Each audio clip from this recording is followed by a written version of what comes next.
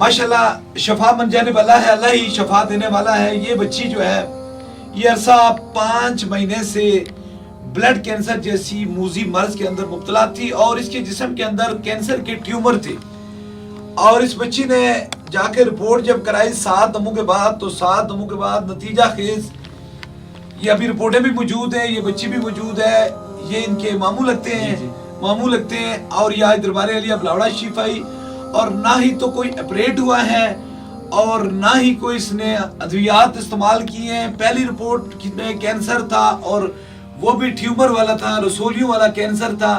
उसके बाद जब दोबारा 7 दमों के बाद चेक कराया तो जिस्म के अंदर जहाँ ट्यूमर था, कैंसर की रसोली थी, वो भी खत्म हो गई और अल्लाह पाक के करम से इसका ब्लड का जो कैंसर था वो भी खत्म हो गया। आज ये मुकम्मल शफा पा के आई है, क्योंकि दुआई से दुआ में ज्यादा असर होती है। क्योंकि दुनियादारों के डॉक्टरों के पास जो इलाज होता है वो आर्जी होता है, लेकिन अल्लाह के बंदों के पास जब आता है और अल्लाह के कुरान से जो इलाज होता है या अल्लाह की तरफ से दी हुई जो शफा होती है वो दायमी होती है। बस अल्लाह ताला ताजदार मदीना के सदके से जितने बीमार हैं सबको शफाए कामला नसीब अता फरमाए। 2 ही काम जिंदगी में बड़े खूबसूरत हैं, एक तो मखलूक खुदा की खिदमत करना, ऐसी दुखी लोगों की खिदमत करना, और दूसरा ताजदार खत्म नबूवत की सदाओं को बुलंद।